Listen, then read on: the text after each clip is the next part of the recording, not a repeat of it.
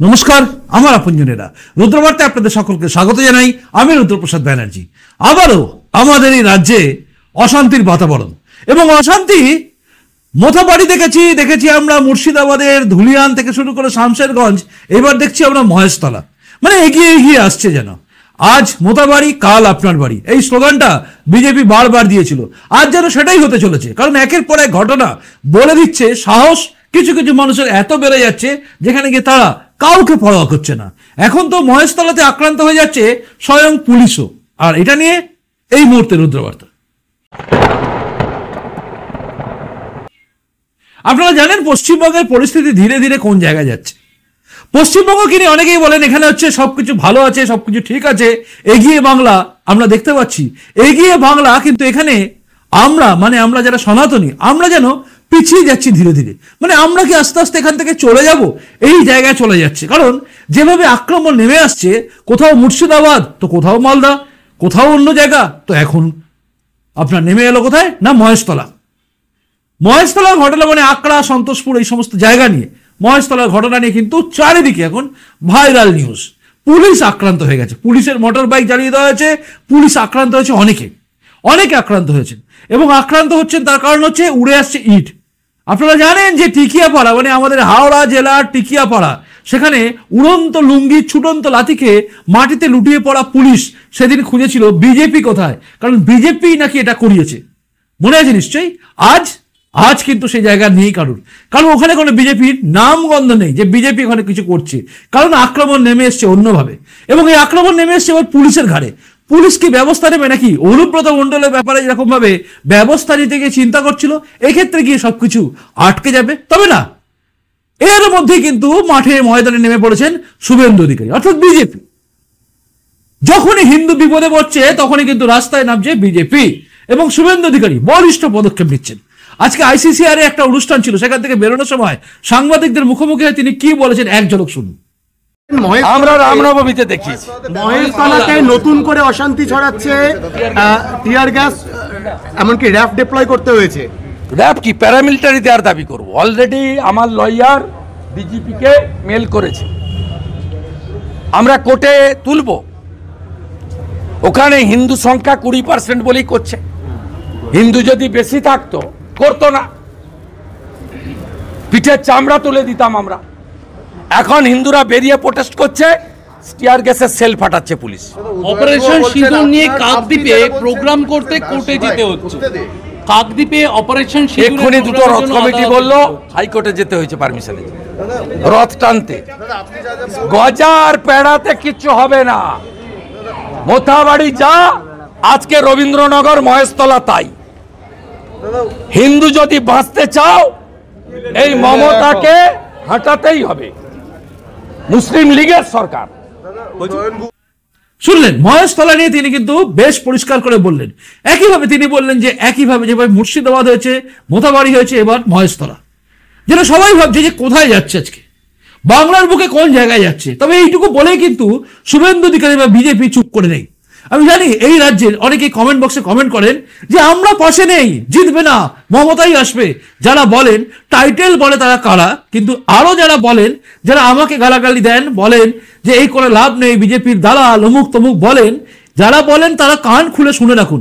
এই পরিস্থিতির মধ্যে আপনার পাশে তৃণমূলকে আপনি পাবেন না, না পাবেন আপনি সিপিএমকে, না পাবেন আপনি কংগ্রেসকে, না পাবেন অন্য কোনো রাজনৈতিক দলকে। শুধুমাত্র বুক চিতিয়ে পাশে যদি থাকে সেটা হচ্ছে ভারতীয় জনতা পার্টি বা বিজেপি। বিজেপি একমাত্র পাশে আছে। তাই শুভেন্দু অধিকারী সময় নষ্ট না করে তার সঙ্গে থাকা বিধায়কদের নিয়ে সোজা চলে গেছেন ভবানী ভবনে। কিন্তু ভবানী ভবনে গিয়ে হয়ে গেছে আরেক কাণ্ড। কারণ ভবানী ভবনে শুভেন্দু অধিকারীর সঙ্গে দেখা করলেন না কেন?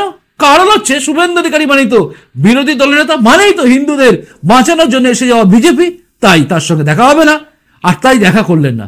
কিন্তু ভবানী ভবন থেকে বেরিয়ে তিনি কি বললেন এবং কি হলো ঘটনা দেখুন।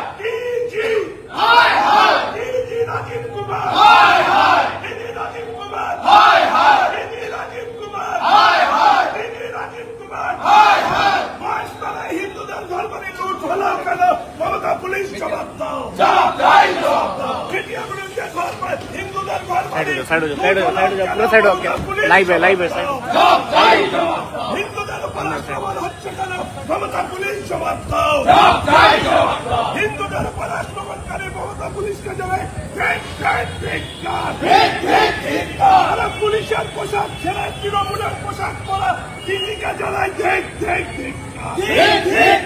হিন্দু যদি বাঁচতে চাও, হিন্দু যদি বাঁচতে চাও, হিন্দু হিন্দু হিন্দু হিন্দু অত্যাচার কেন পুলিশ জবাব দাও, ক্ষমতা পুলিশ হিন্দু যদি বাঁচতে চাও ক্ষমতা হটাও, রাজীব কুমার হটাও, ক্ষমতা পুলিশ হয় হয় সেখানে সেখানে জিহাদিরা হিন্দু মন্দির ভাঙছে, হিন্দু ঘরবাড়ি লুট, মহেশতলা মেটিয়া বিরোধ, পুলিশের গাড়িও ভেঙেছে, প্রচুর পুলিশ রক্তাক্ত, হিন্দুরা রক্তাক্ত। আমি এবং আমার 5 কলিগ দেখা করতে এসেছিলাম মহামান্য ডিজি, উনি থেকেও মিট করেননি ক্ষমতার নির্দেশে। কারণ আমরা জানি সবাই ল্যাম্প পোস্ট, একটাই পোস্ট, হিন্দু বিরোধী সরকার, মুসলিম লীগের সরকার, অত্যাচারী সরকার। ধুলিয়ান, শামশেরগঞ্জ, মোথাবাড়ির পরে কলকাতার কাছে 10 কিলোমিটার দূরে অত্যাচার। আগামীকাল বিধানসভা চলতে দেওয়া হবে না, কোশ্চেন অ্যান্সারের পরে বিধানসভা চলতে আমরা দেব না। আর কালকেই কলকাতা হাইকোর্টে যাব প্যারামিলিটারি ডিপ্লয়েড করা। জয় শ্রীরাম, জয় শ্রীরাম।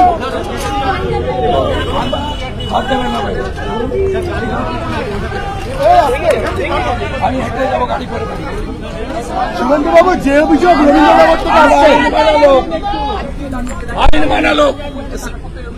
আইন মানা লোক, যে অভিযোগ রবীন্দ্রনগর থেকে আসছে অফিসে থেকে দেখা করলো কেন কেন? ওর মালিক মমতা বলেছে দেখা করতে না। আপনি আইনজীবী তরফ থেকে, আপনি আইনজীবীর মাধ্যমে চিঠি দিয়েছেন আদালতে, আপনি আইনজীবীর মাধ্যমে প্যারামিলিটারি ফোর্স ডিপ্লয়েড করতে হবে। Police fail, Mamata fail. দেখুন আমরা কি বলেছি, আমরা কোর্টেও যাব, অ্যাসেম্বলি করব। ওখানে ল এনফোর্সমেন্ট অথরিটি কাজ করছে, আমরা ল অ্যাবাইডিং, আমরা ওখানে গিয়ে আমরা এই তো কাছেই, আমরা যখন দরকার যাব আমরা প্রত্যেকটা বাড়ি থেকে এফআইআর করানো, প্রোটেকশন দেওয়া, হিন্দুদের জন্য আমরা আছি। ধুলিয়ান, শামশেরগঞ্জ, মোথাবাড়িতেও যা করেছি এখানেও তাই করব। সাধু সন্তরা এসছেন,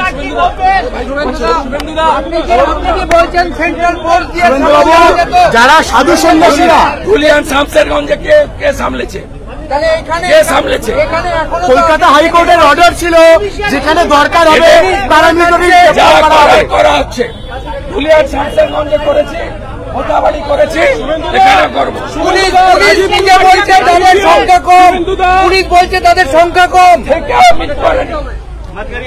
এই মমতার চাচা রাজীব কুমার সারদার এভিডেন্স লোপাটকারী, ওর বউকে বসিয়েছে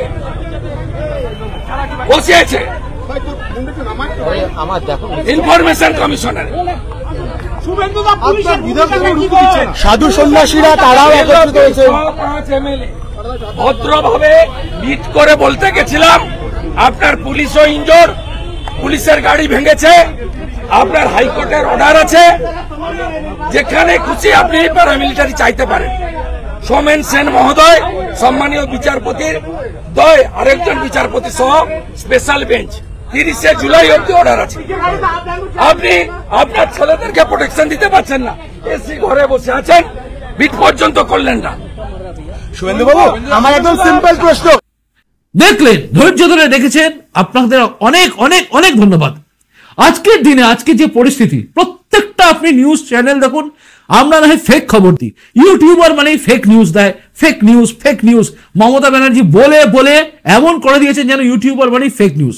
তবে সবচেয়ে বেশি ফেক ডপের চপ দেন মমতা ব্যানার্জি নিজেই।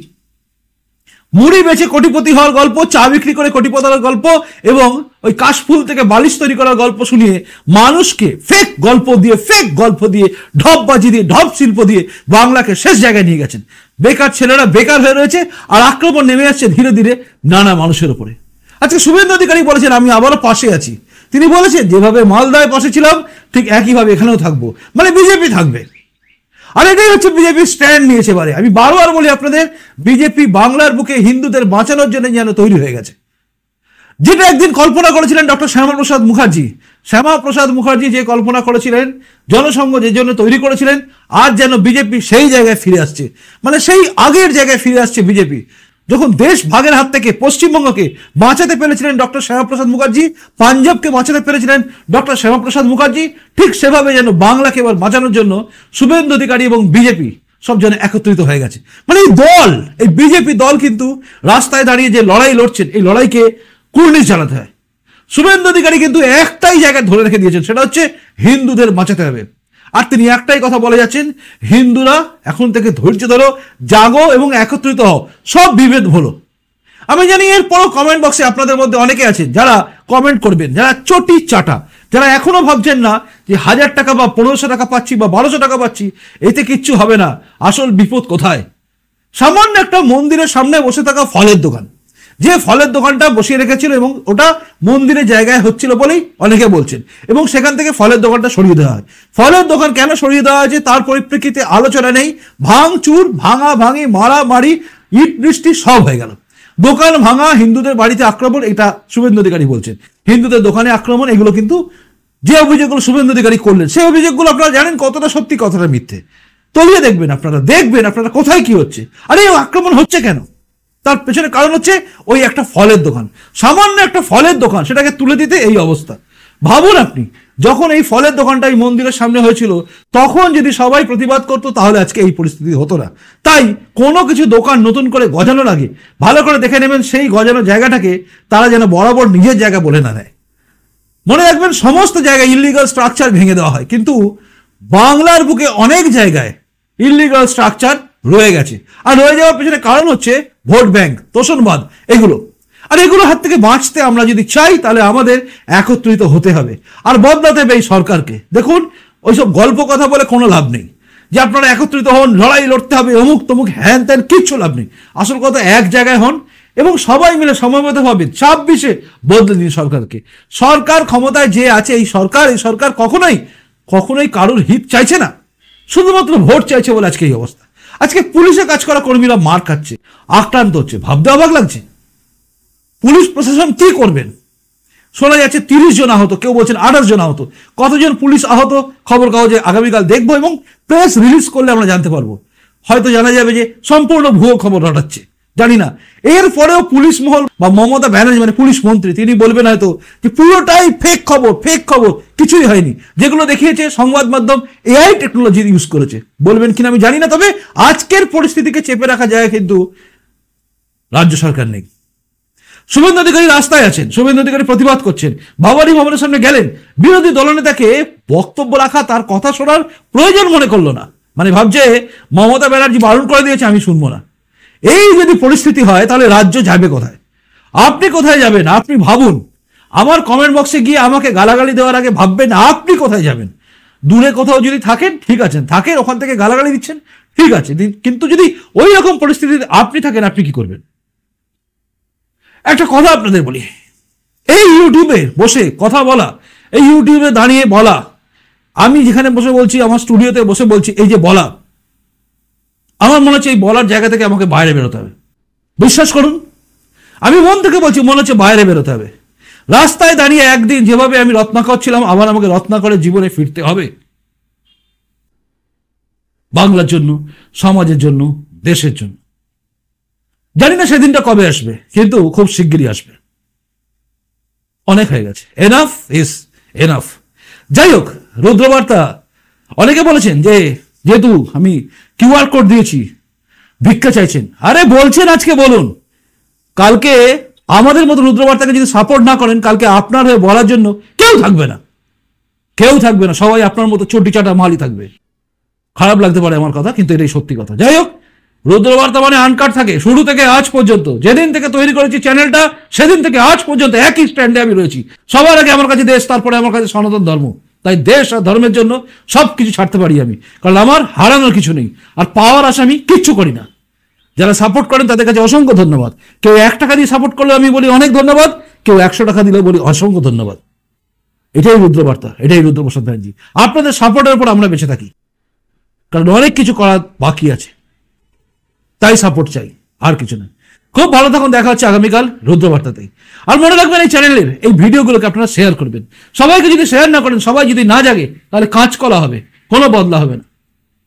যাই হোক, আপনারা বলবেন আপনারা কি ভাবছেন, আপনাদের মূল্যবান বক্তব্য কমেন্ট বক্সে দিন। সেগুলো দেখার অপেক্ষায় আমি রইলাম, আর আমার পরবর্তী প্রতিবেদন দেখার অপেক্ষায় আপনি থাকুন। চলুন আসি। নমস্কার, বন্দে মাতরম, ভারত মাতা জয় হোক, জয় হিন্দ।